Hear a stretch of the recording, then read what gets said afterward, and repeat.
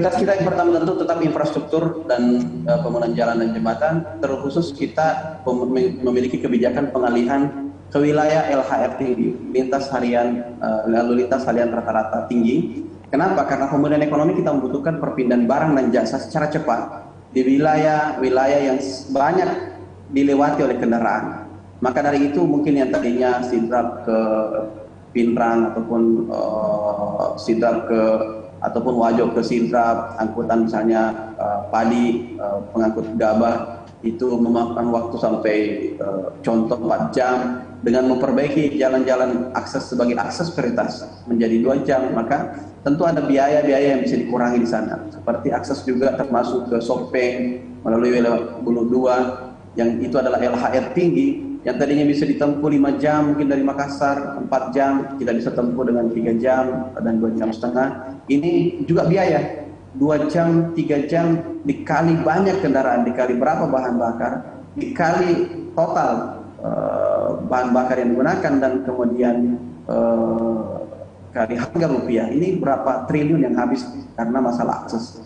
Maka dari itu program prioritas pertama adalah bagaimana prioritas jalan jembatan LHR tinggi kita selesaikan. Kita mulai bertahap tapi pasti. Kemudian yang kedua tentu program bangunan infrastruktur yang kemudian kita lihat adalah tidak termanfaatkan, padahal uang rakyat sudah ratusan miliar yang tertanam. Contohnya Masjid Kuba. Masjid Kuba di depan mata kita itu menelan anggaran dari sebelum 2018 itu sekitar 120 miliar. Artinya ada uang rakyat di sana. Bukan persoalan bagaimana posisi strategis daripada masjid itu, tapi bagaimana kemudian uang rakyat ini tidak rugi karena sudah masuk 120, maka kita selesaikan supaya bisa termanfaatkan dengan baik. Termasuk juga bangunan-bangunan yang kita sudah anggarkan di tahun lalu, seperti bagaimana penginapan di Malino, kita tetap lanjutkan perbaiki, bagaimana di BSB kita perbaiki, bagaimana kemudian pembangunan-pembangunan lainnya, irigasi dan sebagainya, kita teruskan. Ada bendungan dulu dibangun 20 miliar, 30 miliar, tapi tidak dilanjutkan.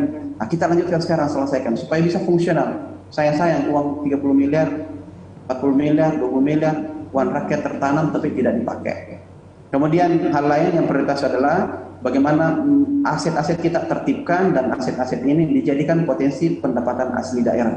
Ini kita mulai dari Lego-Lego kemarin sudah menghasilkan 6 miliar pemasukan yang tadinya tidak sama sekali kita dapatkan apa-apa. Sekarang sudah menghasilkan 6 miliar. Kita sudah juga mengambil Gedung Juang, sudah banyak peminat untuk masuk, dan sudah ada peminat yang sudah menuju ke perjanjian kerjasama untuk penyewaan dan sebagainya. Itu bisa jadi PAD yang tadi tidak ada sama sekali.